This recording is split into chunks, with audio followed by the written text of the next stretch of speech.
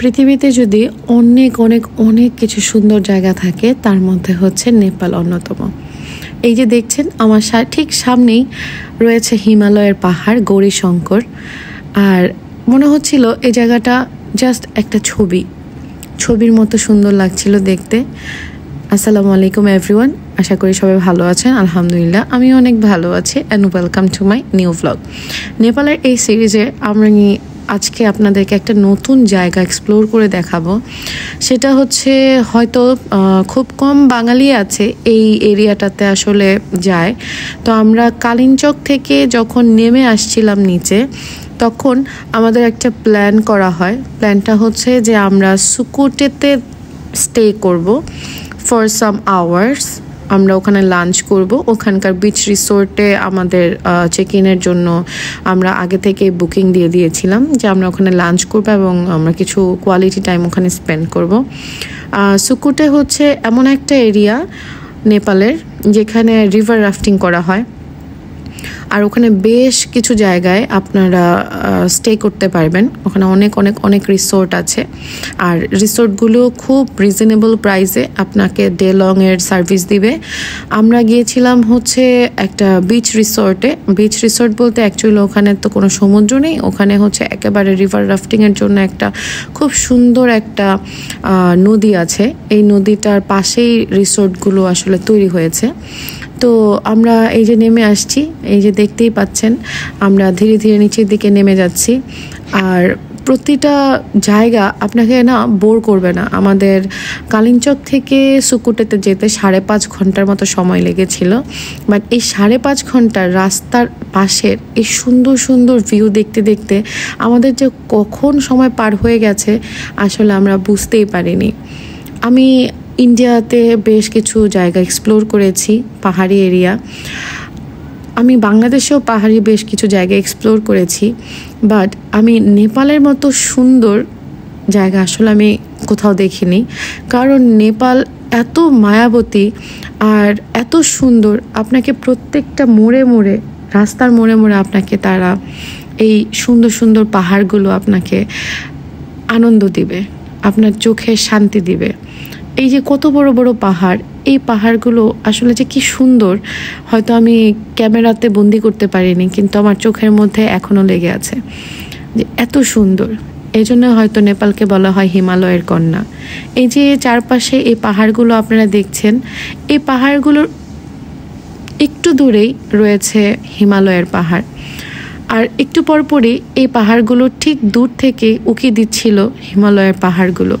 হয়তো ক্যামেরায় বন্দি হচ্ছিল না, আবার কখনো ক্যামেরায় ঠুস করে বন্দিও হয়ে যাচ্ছিল।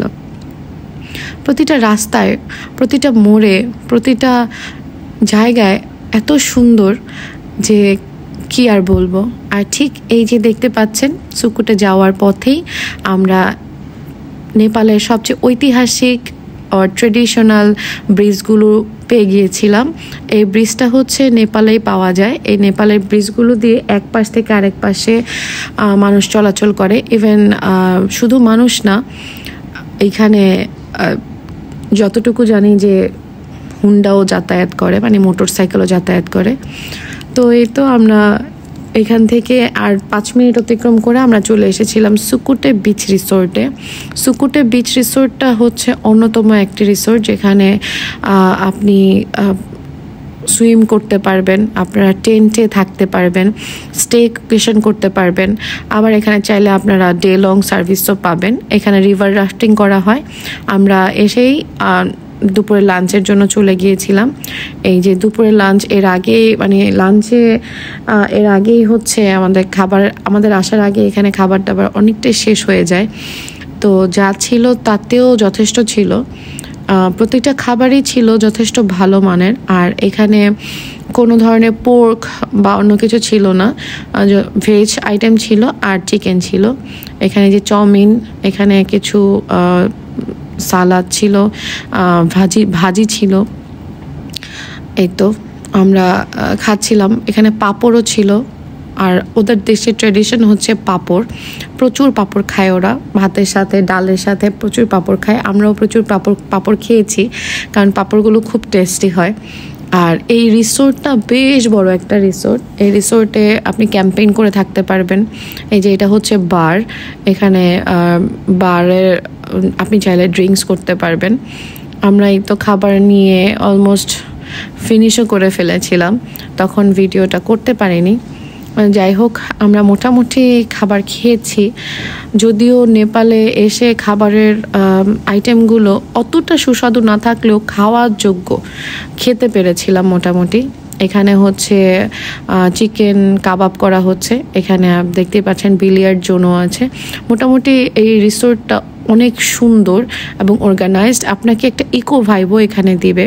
এখানে সবাই আড্ডা দিচ্ছিল, এখানে চাইলে আপনি লুডো খেলতে পারবেন। ওই যে সুইমিং পুলও দেখা যাচ্ছে, এখানে সুইমও করা যায়, যদিও আমরা সুইম করতে চাইনি বিকজ আমাদের অ্যাক্সেস থাকার পরে আমরা সুইম করিনি। তার মেইন কারণটাই হচ্ছে প্রচণ্ড ঠান্ডা থেকে এসেছি, আর এখানেও তখন 23 ডিগ্রি সেলসিয়াস চলছিল, দ্যাট মিনস প্রচণ্ড ঠান্ডা।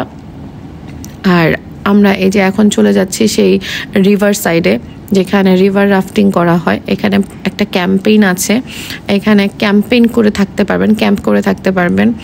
আর এই যে একটা রেস্টুরেন্ট, এখানে ফাস্ট ফুডের আইটেম পাওয়া যায়। তো আমরা খাওয়া দাওয়া করে আমরা এখানে কিছুক্ষণ স্টে করার জন্য চলে এসেছি। আপনাদের এখানে সম্পূর্ণ অ্যাক্সেস দেওয়া হয়েছে বিকজ আমরা আগেই যে এখানে বুকিং দিয়ে এসেছিলাম। আর এই তো জায়গাটা এত সুন্দর, এত সুন্দর, মানে অন্যরকম একটা ফিল দিচ্ছিল। কারণ আপনি দেখতে পাচ্ছেন এখানে খরস্রোতা একটা নদী, এর পাশে ক্যাম্পেইনের জায়গা, আর ওই পাশে সম্পূর্ণটা হচ্ছে একটা ফরেস্ট, বন, জঙ্গল করা। আর এখানে বিভিন্ন জায়গায় আপনি বসে ছবি তুলতে পারবেন, দেন হচ্ছে রেস্ট নিতে পারবেন। আর জায়গাটা এত সুন্দর, আমার তো এখানে থেকে আসতে ইচ্ছে করছিল না, মনে হচ্ছিল যে আমি যদি রাতে স্টে করতে পারতাম, রাতে হয়তো আরও সুন্দর। আর যেহেতু এখন পানি কম, আমরা রিভার রাফটিং করতে চেয়েও করতে পারিনি বিকজ একদমই পানি কম ছিল, আর একটু রিস্কি বিকজ আরিবা অনেক ছোট। আমরা যদি রাফটিং করতে যেতাম হয়তো আরিবা ভয় পেত। তো আমরা এখানে বসে অনেকক্ষণ ধরে ছবি তুলেছি, দেন এই পানির যে একটা সুন্দর সাউন্ড, সেই সাউন্ডটা শুনতে পাচ্ছিলাম। তারপর হচ্ছে আমরা চলে এসেছিলাম কাঠমান্ডুতে। যে আমরা চলে এসেছি কাঠমান্ডুর থামেলে, আমরা এখান থেকেই যাত্রা শুরু করেছিলাম, আবার এখানেই চলে এসেছি। আর কাঠমান্ডু সিটিটা আসলে অনেক ছোট, বাট কাঠমান্ডু সিটিতে কিন্তু আপনি জ্যাম খুবই কম পাবেন। আমরা মোটামুটি দেখলাম যে ওদের পরিবেশটা অনেক সুন্দর, ওদের অর্গানাইজটা অনেক ভালো, ট্রাফিক রুলসগুলো সবাই খুব মেনটেন করে চলে।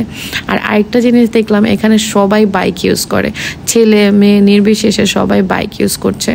তো আমরা যখন শহরে ঢুকলাম তখন একদিকে মন খারাপ লাগছিল যে নেচার লাইফটা থেকে আমরা এখন চলে এসেছি একটা শহুরে লাইফে। আবার ভালোও লাগছে যে ফাইনালি আমরা থামেল সিটিটা ঘুরে দেখতে পারবো এখন। তো এই করে করে আমাদের হোটেলে আমরা চলে এসেছি। হোটেলটা বেশ বড়, আর থামেলের 4 স্টার মানে হোটেল বলতে এই হোটেলটা সবাই কাউন্ট করে।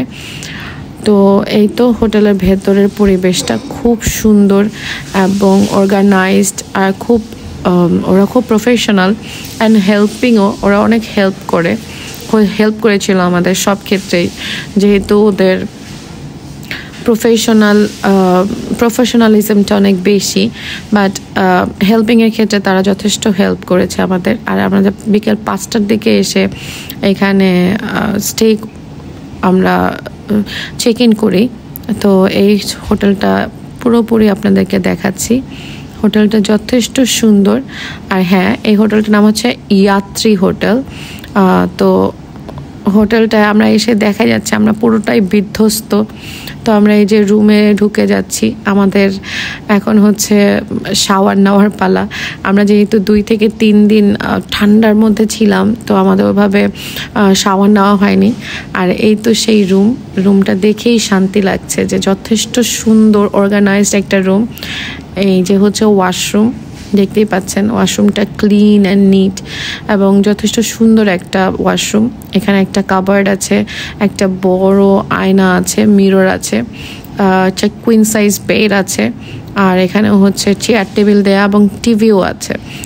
সম্পূর্ণ অনেক সুন্দর। আর এখান থেকে সরাসরি দেখতে পাওয়া যাচ্ছে ওই যে থামেলের মল রোডটা, আর ওই যে দূরে ওখানে পুরো পাহাড় দেখা যাচ্ছে।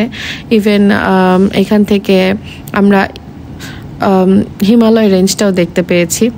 সো আজকে এই পর্যন্তই। এরপর আমরা দেখাবো থামেলের নাইট লাইফটা আমরা কিভাবে কাটিয়েছি। ভালো থাকবেন, আল্লাহ হাফেজ।